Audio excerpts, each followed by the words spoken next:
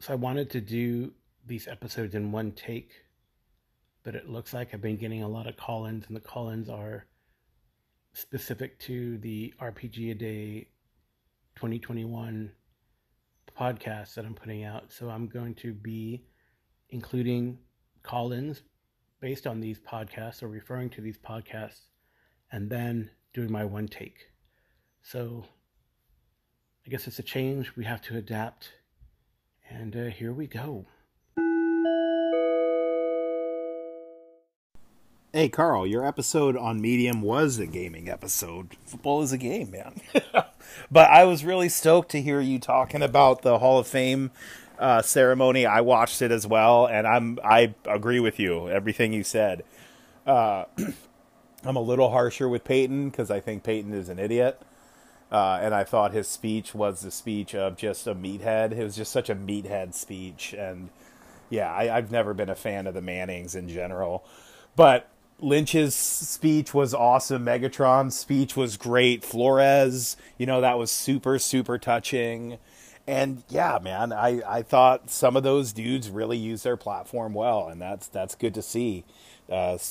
Good to see that football players, they're people too, and they think, they have minds. So great stuff. There should have been Large as well. Large should be a topic.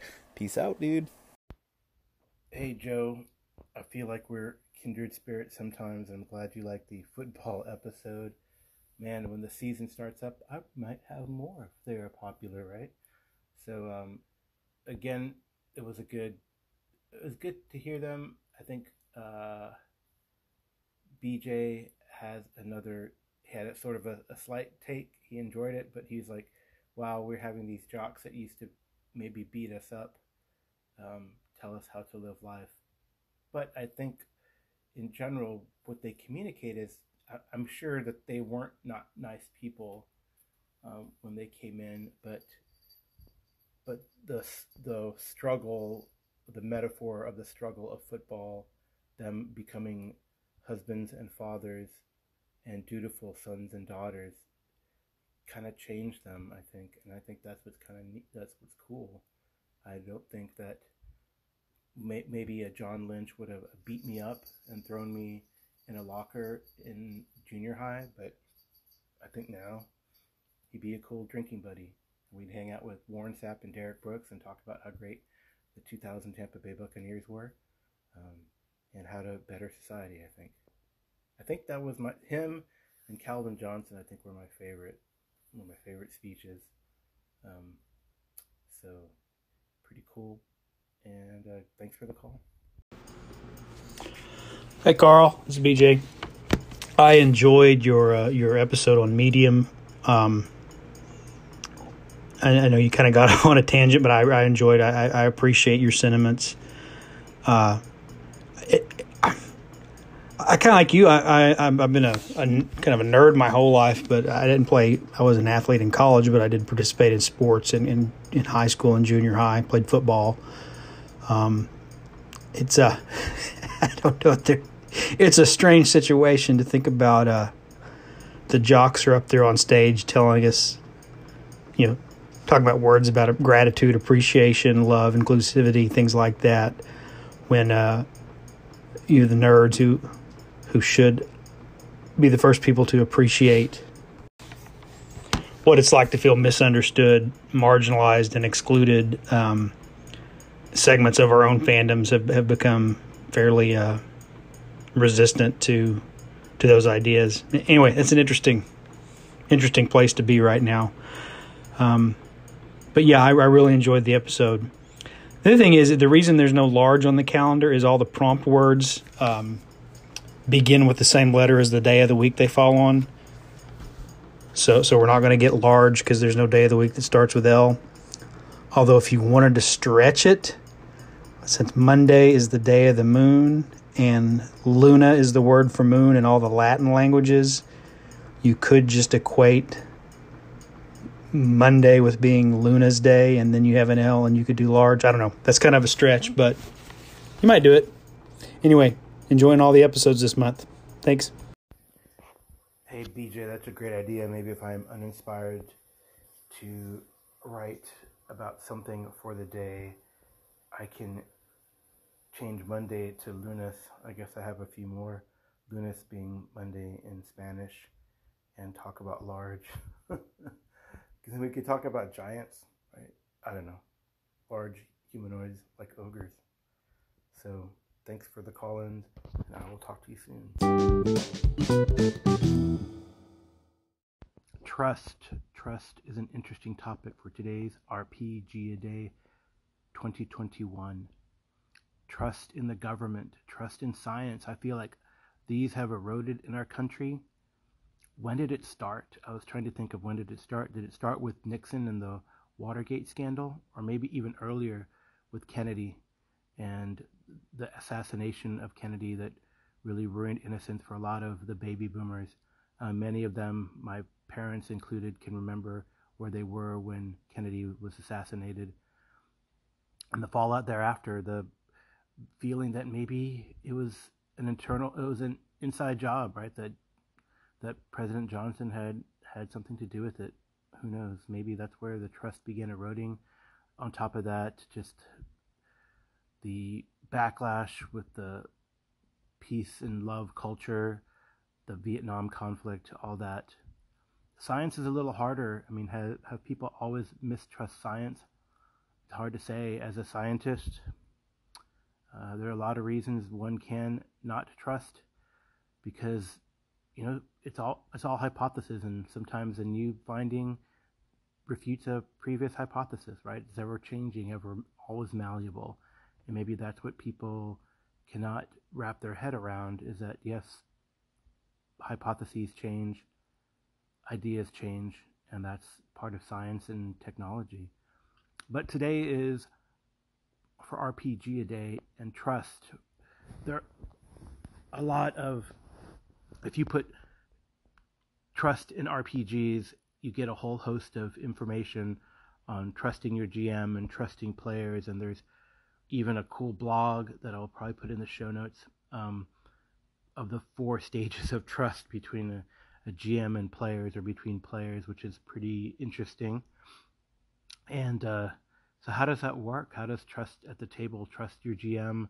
And this kind of goes back to the big discussions that have been around in the Audio Dungeon Discord podcast about Rule 0 and rulings over rules.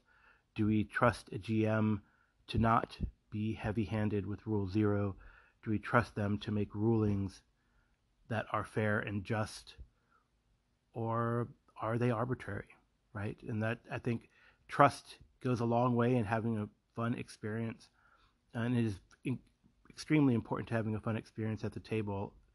The term, for me, not my own title, gets bandied about GM extraordinaire, so maybe players trust, or all of you trust, that I will run a good game and I will run a fair game. I'm definitely a player's GM because I want to see players succeed. I remind them of the meta currencies that they have, or the bonuses that they might have if they don't, and that helps. I think that the antics and hilarity and craziness we have at the table in a Warhammer fantasy game with guys that I've been playing with since I want to say since the end of 2nd edition. I think I've known one of my friends there since the 90s, honestly. Maybe longer. It's possibly longer. I've known that this particular friend of mine who plays in a lot of my games, and he's still playing, so there's definitely trust there. I think there's one incident which is pretty funny, because right, you get to a point where you trust someone, so you know their tells. And there's one incident where I got the players, and it was, and maybe they were shocked, and maybe they were like, okay, I guess we got to be a little wary. Did that erode the trust? And this was way back in, we were playing Star Wars Edge of the Empire using the Fantasy Flight rule set, and there was these droids. So they went to this station, and they were something bad had happened. The droids told them, oh, well, this is what happened. We were attacked by pirates and marauders, and they went this way. And it turns out that it was the droids all along who had concocted this plot. Spoilers if you ever see it. It is a published adventure somewhere. I don't remember exactly where. But the players were like, looked at me, especially the player that had played with me for super long. He's like, wow, I never saw that coming. So there you go, maybe trust allows you to get one over on the players now and again. As part of the story, not to screw them over, but as part of the storytelling. So that's pretty cool, and I think, like I said, our Warhammer Fantasy game works so well because I've played with these guys for so long, and we have a trust. We know, like I knew which player to make the fake heir. I knew, even though I'd never met him, we'd been playing for a year online. One of the players, I knew that he would be amenable to discussion about how to get his trappings because it wasn't apparently obvious, and he has some damn good trappings like plate armor and a big horse. And this trust in the GM, I mean, right, we trust them that they're going to know the rules and run the game fairly. But how far back, we talk about rulings over rules. How far back do we go? Let's talk about trust in the game designers and the developers. I would say there are some games that we have a lot of house rules for, so do we necessarily trust the game design as much as we put some games on a pedestal? We have a lot of house rules for them, so what does that mean? Do we not trust the developers to run and have play tested and know that what these simulations can do on the table or not, right? And then we change them to adapt to our own groups and have our own fun, I guess. So I think that's pretty interesting. I see when I run a game, honestly, I could think like a Warhammer. We've learned to run it more or less raw. We still have to look up things, and the only maybe rulings that I have, because it's not quite covered, is how to do sort of a group test. And I've thrown in my own house rule that I've never liked it when I ask for someone's perception, awareness, notice, whatever it's called in that particular game. So I have everyone roll them, and there's a mechanic in Warhammer Fantasy that you can basically use it mainly for combat opposed rolls, where you compare the success levels. So I add up the success levels of the characters and compare that to the success levels of the opposition. For example, in these group rolls, like mainly notice versus stealth seems to be the main one, but it could be other things as well. If there's, I could use that in a race, or in like a Blood Bowl game, or the equivalent of Blood Bowl in the old world. I can't remember what it's called. Maybe it is still Blood Bowl. They actually have rules. In one of the supplements, they have rules for a team-based rugby-like game, and I bet you they have the rules there because in an adventure it's going to come up. So I trust the developers that they have a reason for this addendum to the rule set. And I've trusted, when I read the Enemy Within adventures, man, it draws me in. I trust the designers because they've concocted such a good story, and they've even, since this adventure's been around for a while and they know some players may have played it in various incarnations, they have little sidebars where, hey, change this up, modify this, so the player doesn't know the secret or what's coming. So far it's been pretty fascinating, this tale. So, and I think there are definitely many other examples where you trust the designers of an adventure or a rule set. And for example, I'll give a great example. I trust whenever they get someone or vet someone for a Paizo adventure path to write the first adventure, the first book, I totally trust it's going to be good. Not so much subsequent adventures, and that there is many a time when the adventure path is stalled because it's pretty hard to have momentum or motivation, even for me as the GM presenting it, to get the players to go. I know Joe Richter has commented that that's BS on the player's part, but maybe it's partly the designer's fault in not giving the GM the tools to promote continuation of a long adventure path, to keep it going, right? I mean, look at if you listen to Hindsight Listen, I recommend that you do. You see that he keeps telling how his group has gone through Rise of the Rune Lords because it's a really, really good adventure path and well done, and it keeps the action going and it keeps the motivation going. So I totally trust. And from that first offering, I totally trust Paizo that they're always going to have good things, right, that come out.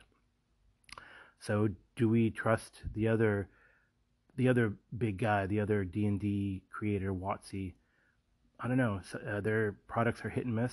We've heard a lot of comments pro and con against them, and honestly, they use a lot of freelancers, and sometimes they're good and sometimes they're not so good. It depends on the game, the quality of the game. I would trust the designers and the design team of Call of Cthulhu because they always come up with something really neat and fun to play and good, and the adventures are well laid out, well written, and keep you wanting to read more. I think that's a big thing. And I've been playing a lot of Savage Worlds, and initially I was reluctant to play that, but the new rule set is really good and really easy to run, very cool to put to new players. It's pretty intuitive. The book is laid out well, so I trust Pinnacle. I trust them to put out good products. So that's it. Maybe is that come up with a product or two that is really good and really solid, and then I trust that I will get more. I guess that happens with Kickstarter, right? I see something from Kobold Press or Free League or Pinnacle, and I'm like, oh man, I need to have that from Chaosium. Oh man, I gotta have that. So okay, there we go. I've talked almost 12 minutes about trust.